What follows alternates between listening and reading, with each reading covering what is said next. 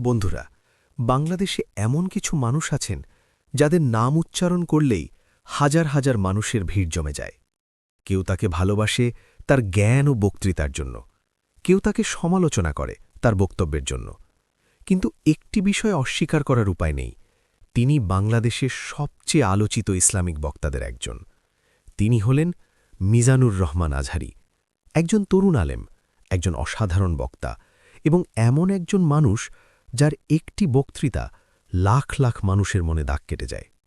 কিন্তু প্রশ্ন হল, একজন সাধারণ গ্রাম্য ছেলে কিভাবে হয়ে উঠলেন দেশের অন্যতম জনপ্রিয় ইসলামিক বক্তা?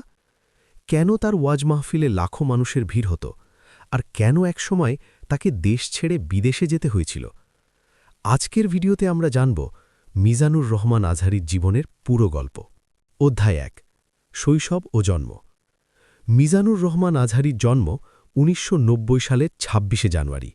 তার জন্মস্থান বাংলাদেশের কুমিল্লা জেলার মুরাদনগর উপজেলা।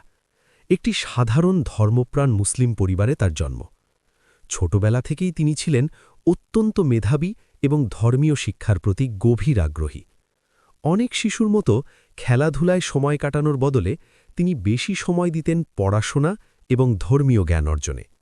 তার পরিবারও তাকে ছোট থেকেই ইসলামিক শিক্ষার দিকে উৎসাহ দিয়েছিল। এই পরিবেশই তার ভবিষ্যতের পথ তৈরি করে দেয়। অধ্যায় ২, মাদ্রাসা শিক্ষা।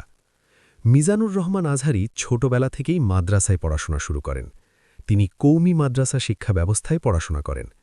মাদ্রাসায় পড়াশোনা করার সময় থেকেই তার অসাধারণ স্মৃতিশক্তি ও বুদ্ধিমত্তা সবাইকে অবাক করে দেয়। শিক্ষকরা খুব দ্রুত বুঝতে পারেন এই ছেলেটির মধ্যে আলাদা কিছু আছে। ধীরে ধীরে তিনি কোরআন, হাদিস, আরবি ভাষা এবং ইসলামিক দর্শনে গভীর জ্ঞান অর্জন করতে শুরু করেন। এই সময়েই তার বক্তৃতা দেওয়ার প্রতিভা প্রকাশ পেতে শুরু করে। অনেক ছোট বয়স থেকেই তিনি মানুষের সামনে কথা বলতে পারতেন এবং আশ্চর্যের বিষয় হল, মানুষ তার কথা মনোযোগ দিয়ে শুনত। অধ্যায় ৩, আলিয়া মাদ্রাসা এবং উচ্চশিক্ষা। পরে তিনি আলিয়া মাদ্রাসা শিক্ষা ব্যবস্থায় যুক্ত হন। তিনি দাখিল ও আলিম পরীক্ষায় অত্যন্ত ভালো ফলাফল করেন। তারপর তিনি ভর্তি হন ঢাকা আলিয়া মাদ্রাসায়। এখানেও তিনি অসাধারণ ফলাফল অর্জন করেন। ধীরে ধীরে তিনি ইসলামিক স্টাডিজে নিজের অবস্থান শক্ত করতে থাকেন। কিন্তু তার স্বপ্ন ছিল আরও বড়। তিনি চেয়েছিলেন আন্তর্জাতিক মানের ইসলামিক শিক্ষা অর্জন করতে। এই স্বপ্নই তাকে নিয়ে যায় পৃথিবীর অন্যতম বিখ্যাত ইসলামিক বিশ্ববিদ্যালয়ে। অধ্যায় ৪, মিশরের আল আজহার বিশ্ববিদ্যালয়। বিশ্বের অন্যতম প্রাচীন ও সম্মানিত ইসলামিক বিশ্ববিদ্যালয় হল মিশরের আল আজহার বিশ্ববিদ্যালয়। এখানে পড়াশোনা করা অনেক বড় সম্মানের বিষয়। মিজানুর রহমান আজহারী এই বিশ্ববিদ্যালয়ে ভর্তি হওয়ার সুযোগ পান। তিনি ইসলামিক স্টাডিজে উচ্চশিক্ষা গ্রহণ করেন। আল আজহার বিশ্ববিদ্যালয়ে পড়াশোনা করার সময় তিনি ইসলামিক ইতিহাস, কোরআন তাফসির, হাদিস, ফিকহ এবং আরবি সাহিত্য গভীরভাবে অধ্যয়ন করেন। এই সময় তার চিন্তাধারা আরও বিস্তৃত হয়ে ওঠে।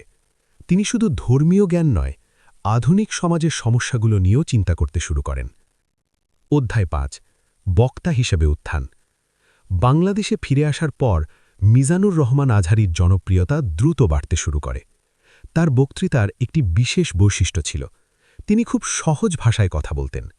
কঠিন ধর্মীয় বিষয়কেও তিনি এমনভাবে ব্যাখ্যা করতেন যাতে সাধারণ মানুষও সহজে বুঝতে পারে। তার বক্তৃতায় থাকত গল্প, ইতিহাস, মানবিক শিক্ষা এবং সমাজের বাস্তব সমস্যার আলোচনা। এই কারণেই তরুণ প্রজন্মের কাছে তিনি খুব দ্রুত জনপ্রিয় হয়ে ওঠেন। তার ওয়াজ মাহফিলগুলোতে হাজার হাজার মানুষ উপস্থিত হতে শুরু করে। অনেক সময় মাঠ ভরে যেত। মানুষ দূর দূরান্ত থেকে শুধু তার কথা শুনতে আসত। অধ্যায় ৬, সোশ্যাল মিডিয়া জনপ্রিয়তা। ইউটিউব এবং ফেসবুকের যুগে তার বক্তৃতা আরও দ্রুত ছড়িয়ে পড়তে শুরু করে। একটি ভিডিও আপলোড হওয়ার পর কয়েকদিনের মধ্যেই লাখ লাখ মানুষ তা দেখে ফেলত। তার বক্তৃতার অনেক ক্লিপ ভাইরাল হয়ে যায়। বিশেষ করে তরুণদের মধ্যে তার জনপ্রিয়তা ছিল অসাধারণ, কারণ তিনি ধর্ম নিয়ে কথা বলতেন আধুনিক ভাষায়।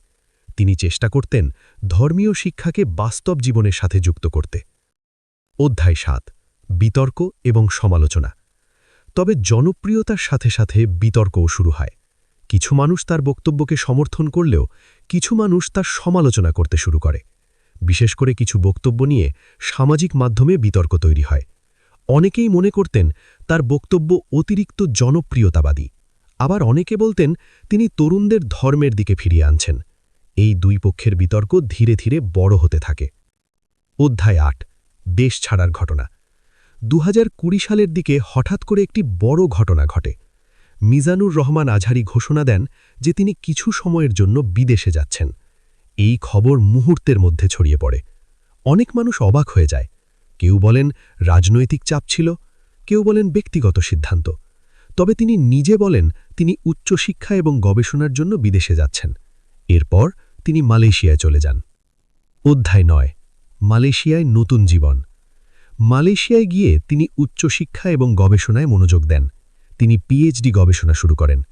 এই সময় তিনি সরাসরি বাংলাদেশের ওয়াজ মাহফিলে উপস্থিত না থাকলেও অনলাইনে তার বক্তৃতা প্রচার হতে থাকে। তার জনপ্রিয়তা কমেনি, বরং অনেক ক্ষেত্রেই আরও বেড়েছে। অধ্যায় ১০, তার বক্তৃতার বিশেষত্ব। মিজানুর রহমান আজহারির বক্তৃতার কিছু বিশেষ বৈশিষ্ট্য আছে। ১. সহজ ভাষা। ২.